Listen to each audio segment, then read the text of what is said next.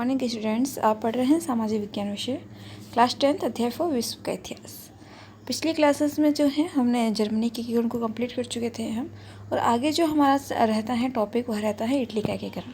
Italy के एकीकरण में जो है इसके सहायक तत्व जो थे, जिन्होंने प्रमुख जो संगठन बने थे इटली के एकीकरण के समय, उसके बारे में हमने पढ़ा और किस प्रकार से जो है संधियों के माध्यम से इटली के एकीकरण में बहुत सहायक जो भी भूमिका रही है वो हुई। अगला जो पॉइंट रहता है हमारा वह रहता है मध्य इटली का विलय किस प्रकार से होता है। चलिए देखते हैं मध्य इटली का विलय। युद्ध समाप्ति के पश्चात मध्य इटली के राज्यों में कौन कौन आते हैं। सबसे पहले कौन कौन से क्षेत्र आते हैं मध्य इटली के अंतर्गत। तो मध्य इटली के अंतर्गत जो है कौन कौन से राज्य आते हैं आपके, परमा, मेडिना, टस्कनी, बोलोगना और रोमाग्ना। ये सारे जो क्षेत्र हैं ये इटली के मध्य इटली के जो क्षेत्र हैं। यहाँ पर जनता ने विद्रोह कर दिया था। ये जो क्षेत्र हमने पढ़े हैं यहाँ पर जनता का विद्रोह हो रहा है, वे इटली में समाहित होने को क्या है उत्सुक है। कुछ क्षेत्र उस समय ऐसे थे जो इटली में सम्मिलित होना चाहते थे, कुछ क्षेत्र ऐसे थे जो इटली में सम्मिलित नहीं होना चाहते थे। उनमें से जो मध्य इटली का जो क्षेत्र आता है, परमा, मेडिना, टस्कनी, बोलोगना, रोमाग्ना, यहाँ पर जनता विद्रोह कर रही थी और उनका कारण था कि वह इटली में सम्मिलित होना चाहते थे। वह चाहते थे कि उनका जो क्षेत्र है वह इटली में विलय हो। आगे देखिए, इंग्लैंड के अहस्तक्षेप की नीति और इटली के प्रति सहानुभूति इन राज्यों को इटली में एकीकृत होने को क्या कर रही थी, प्रोत्साहित कर रही थी। ऑस्ट्रिया क्या चाहता था कि ज्यूरिख संधि के तहत इन राज्यों में पुराने शासक पुनः स्थापित कर दिए जाए। यहाँ पर ऑस्ट्रिया चाहता है कि जिस प्रकार से पहले जिन राज्यों पर जो शासक जो थे शासन कर रहे थे, वही जो है पुनः वापस जो है उन्हीं का शासन रहे, वही शासक बने रहे और वही जो है वो शासक बनकर वहाँ पर शासित रहे। ठीक है, तो इस प्रकार यह जो है ज्यूरिख संधि के तहत जो है यह बात रखी है किसने, ऑस्ट्रिया ने। आगे देखिए, काबुल ने मौके का फ़ायदा उठाकर फ्रांस को नीस व सेवाएं के प्रदेश देने का वायदा करते हुए उसे अपनी ओर मिला दिया। यहाँ पर काबुल की वापस से भूमिका बताई गई है इटली के एकीकरण में। यहाँ पर इटली के एकीकरण में काबुल किस प्रकार से भूमिका निभा रहा है। काबुल ने क्या जो है काबुल जो व्यक्ति हैं उसने क्या किया है, उसने क्या किया है कि फ्रांस को जो है नीस और सेवाएं के जो प्रदेश है नीस और सेवाएं, ये दोनों क्षेत्र जो है प्रदेश देने का वादा किया है और वादा करते हुए उनको जो है इन क्षेत्रों को क्या किया है, अपनी ओर मिला लिया। इस प्रकार से जो है नीति निभाई है किसने, काबुल ने। आगे देखिए, मार्च 1860 ईस्वी में मध्य इटली राज्य में जनमत संग्रह कराया गया। यहाँ पर ये क्षेत्र किस प्रकार से सम्मिलित हो रहे हैं, जनमत संग्रह के द्वारा, वोटिंग के द्वारा जो है यहाँ पर जो है ये जो राज्य है मध्य इटली के राज्य ये सम्मिलित हो रहा है किसके द्वारा, जनमत संग्रह के द्वारा। इसमें परमा, मेडोना, टस्कनी, बोलोगना, वियोकेंजिया ने सार्डिनिया में और नीस व सेवाएं ने फ्रांस के साथ मिलने का मत दिया। इसके जो नीस व सेवाएं जो क्षेत्र हैं वह किस में मिल रहे हैं, फ्रांस के साथ, और बाकी के जो क्षेत्र हैं मध्य इटली का क्षेत्र वह इटली में मिल रहा है। आगे देखिए, इंग्लैंड की सहानुभूति इटली के साथ थी। मध्य इटली के राज्यों में जन्म संग्रह के प्रश्न पर इंग्लैंड ने फ्रांस के साथ इटली का पक्ष लिया। यहाँ पर जिस प्रकार से इटली के लिए जो भी क्षेत्र था मध्य इटली का, वहाँ पर जन्म संग्रह के द्वारा जो है ये सारे क्षेत्र इटली में मिल रहे थे। इसका पक्ष जो है, इसका समर्थन कौन करते हैं, इस बात का समर्थन कर रहे हैं इंग्लैंड समर्थन दे रहा है कि जिस प्रकार से जन्म संग्रह हुआ है वह क्या है, सही है। इसी के साथ इटली का दूसरा चरण जो था, यह मध्य इटली का जो विलय होता है वह दूसरा चरण था किसका, इटली के एकीकरण में। ये इस प्रकार से जो है पूरा होता है, मध्य इटली का विलय इस प्रकार से पूरा होता है, जिसमें मध्य इटली जो है ज्यूरिख संधि के द्वारा ज्यूरिख संधि तो ऑस्ट्रिया चाहता था, इसके द्वारा नहीं बल्कि कुछ जनमत संग्रह के द्वारा मध्य इटली का विलय किस प्रकार से हो रहा है, जनमत संग्रह के द्वारा। ठीक है, तो जनमत संग्रह के द्वारा मध्य इटली का विलय होता है। ये कौन सा चरण था, दूसरा चरण। आगे देखिए, गैरिबाल्डी और नेपल्स और सिसिली का विलय किस प्रकार से होता है, ये आपका तीसरा चरण हम पढ़ने जा रहे हैं। तीसरा चरण किस प्रकार से, ज्यूपस गैरिबाल्डी का जन्म 1807 में नीस नामक नगर में हुआ था। जो गैरिबाल्डी हैं इनका जन्म जो है नीस में हुआ था। इस गैरिबाल्डी का जो है किस प्रकार से योगदान रहता है इटली के एकीकरण में, उसको हम पढ़ने जा रहे हैं। उसके पिता जो थे, उनके पिता गैरिबाल्डी को उच्च शिक्षा दिलाना चाहते थे, लेकिन गैरिबाल्डी का मन पढ़ने में नहीं लगा। वह केवल इतना पढ़ सका कि पुस्तकें पढ़ सके और अपनी स्वतंत्र तथा साहसिक प्रवृत्ति को संतुष्ट कर सके। तो जाहिर सी बात है गैरिबाल्डी जो थे ज़्यादा पढ़े लिखे नहीं थे। आगे देखिए, गैरिबाल्डी भूमध्य सागर की यात्राओं के समय इटली के राष्ट्रभक्तों के संपर्क में।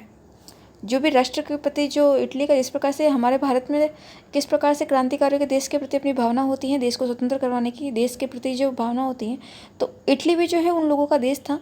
और गैरिबाल्डी उनमें से एक था जो इटली के जो है इटली के लिए जो राष्ट्रभक्त जो थे, इटली के लिए एकीकरण के लिए जो कार्य कर रहे थे, उन लोगों के संपर्क में आता है। कौन आता है? गैरिबाल्डी।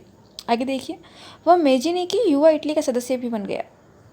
उसने 1833 में ईस्वी में नौ सैनिक षड्यंत्र में भाग लिया। किसने? गैरिबाल्डी ने। ठीक है, वह पकड़ा गया और उसे मृत्युदंड की सजा दी गई, लेकिन वह दक्षिणी अमेरिका चला गया। वहां उसने छापामार युद्ध का प्रशिक्षण लिया। किसने? गैरिबाल्डी ने। 1854 ईस्वी में वह वापस आया। उसने लाल कुर्ती नामक एक देशभक्तों का संगठन बनाया और इसी के दम पर वह सिसिली में प्रवेश कर गया। तो लाल कुर्ती नामक संगठन किसके द्वारा बनाया गया है? यहाँ पर यह बनाया गया है आपके गैरिबाल्डी के द्वारा। आगे देखिए, नेपल्स और सिसिली में शासक विदेशी थे, साथ ही वह शासक करने योग्य भी नहीं थे। मेजिनी, फ्रांसिल, क्रिस्ची और गैरिबाल्डी ने वहाँ विद्रोह की योजना बनाई। गैरिबाल्डी ने लगभग 1000 लाल कुर्ती वाले स्वयंसेवकों का दल बना 5 मई 1860 ईस्वी को सिसिली पर आक्रमण किया। जो उसने संगठन बनाया था लाल कुर्ती नामक, इस संगठन में कितने? 1000 स्वयंसेवकों का इसने क्या बनाया है? दल बनाया है। और ये दल जो है आक्रमण कर रहा है। किस पे आक्रमण कर रहा है? सिसिली पर। कब कर रहा है? 1860 में। आगे देखिए, गैरिबाल्डी ने विजय प्राप्त कर स्वयं को अधिनायक घोषित कर दिया। विक्टर इमैनुअल स्वयं सेना लेकर नेपल्स की ओर बढ़ा। टियानो नामक स्थान पर गैरिबाल्डी और विक्टर इमैनुअल की भेंट हुई। गैरिबाल्डी ने विक्टर इमैनुअल को इटली के शासक के रूप में स्वीकार कर लिया। इसके पश्चात गैरिबाल्डी ने अपनी सेना और समस्त अधिकार विक्टर इमैनुअल को समर्पित कर दिए। दक्षिण के राज्यों के इटली में विलय के साथ ही इटली का एकीकरण का तृतीय चरण पूरा हुआ। इटली के एकीकरण का अंतिम चरण था वेनेसिया का विलय। यहाँ पर जो है गैरिबाल्डी का ही पूरा योगदान बताया गया है कि किस प्रकार से गैरिबाल्डी जो है बाद में इटली के विलय के लिए जो है आक्रमण करता है। किस पर? सिसिली पर आक्रमण करता है। ठीक है, और संघ को जो है अधिनायक घोषित भी कर देता है। स्वयं सेना लेकर नेपल्स की ओर बढ़ता है विक्टर इमैनुअल। यहाँ पर विक्टर इमैनुअल की वापस से भूमिका बताई गई है, क्योंकि गैरिबाल्डी ने तो विजय प्राप्त कर ली थी। जब वो सिसिली पर आक्रमण किया था तो गैरिबाल्डी की विजय होती है उसमें। फिर बाद में जो है विक्टर इमैनुअल जो है वह आते हैं नेपल्स की ओर, क्योंकि सिर्फ हम गैरिबाल्डी के बारे में नहीं पढ़ रहे हैं, यहाँ पर नेपल्स के बारे में पढ़ रहे हैं। तो नेपल्स जो इमैनुअल थे, विक्टर इमैनुअल जो है नेपल्स की ओर बढ़ते हैं। ठीक है, और गैरिबाल्डी और इमैनुअल की वहाँ पर जो है उस स्थान पर, किस स्थान पर? टियानो नामक स्थान पर इन दोनों की क्या होती है? भेंट होती है, इमैनुअल की और गैरिबाल्डी की। ठीक है, तो गैरिबाल्डी ने जो है इमैनुअल को इटली के शासक के रूप में स्वीकार किया है। गैरिबाल्डी ने जो इमैनुअल था उसको इटली का शासक जो है घोषित कर दिया। और इसके पश्चात जो है गैरिबाल्डी भी जो है अपनी सेना और समस्त अधिकार जो है इमैनुअल को क्या कर देता है? समर्पित कर देता है। क्योंकि जब इटली का शासक ही जो है इमैनुअल बन चुका है, तो सारी जो सेना जो थी, वो सारे अधिकार जो थे गैरिबाल्डी ने किसको दिए हैं? इमैनुअल को। ठीक है, तो इसी के साथ जो है इनका इटली का जो तीसरा चरण होता है वह क्या हो जाता है? यहाँ पर कंप्लीट होता है।